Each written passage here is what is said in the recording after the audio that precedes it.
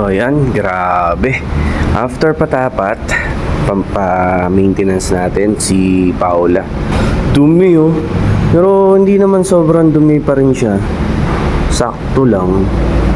Yun oh. So, nag-gain na agad siya na 1,400 kilometers. So, yan si Paula. Ang aangas pala pag nakakataas, ano? Pero sana malinis. So, yan mga idol. Dito tayo sa Honda Big Wing. Dito sa Lipa. Motorrad Alley. Yun. Service. Kailangan yan kapag ginagamit mo ang motor mo sa malayuan. Tsaka, kailangan talagang PMS sa mga sakyan, di ba? Para hindi ka pasakitin ang ulo. Yun, tingnan natin yung langis. First tulo ni Paula. Yun, maitim na talaga. Grabe itim. 2.7 lang sir. 2.7 lang. So, kulang-kulang 3.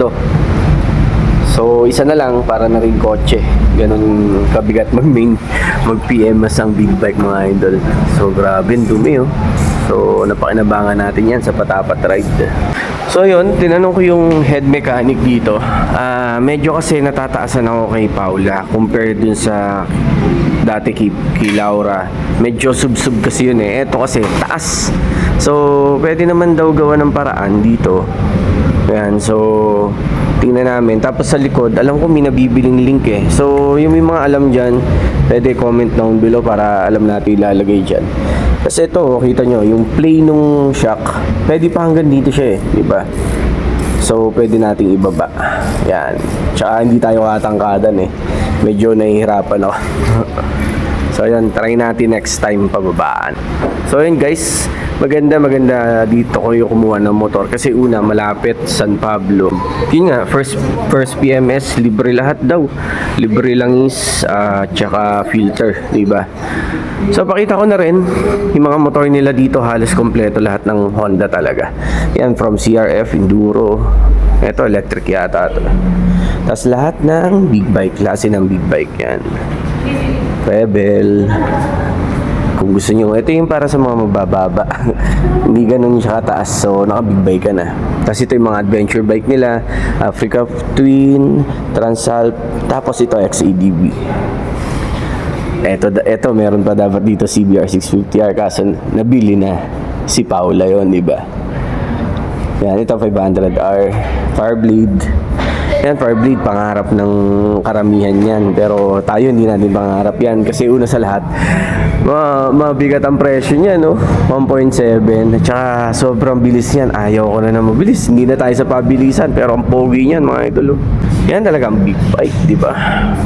Kasi yun, pang mga macho, naked, CB 650. Yan. Tsaka itong Hornet yung bago nila. Ito mura-mura, 382. Inline 2. Tapos naked ka, hindi ka subsob. So yun, kompleto sila dito guys.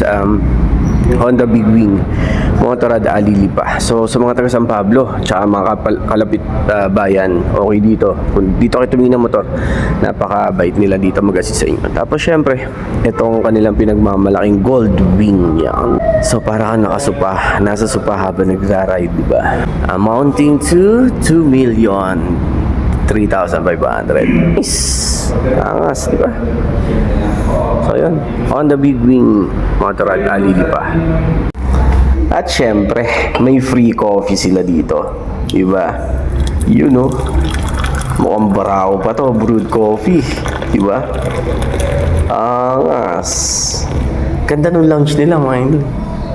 Yan o, yung patawan ng helmet. Visit nyo na rin to. Feel free para matingnan ng mga pangarap ng big bike, diba? Let's go.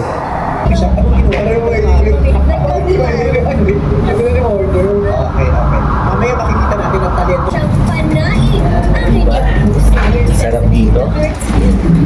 Sarap dito pa-PMS, diba? Marerelax ka.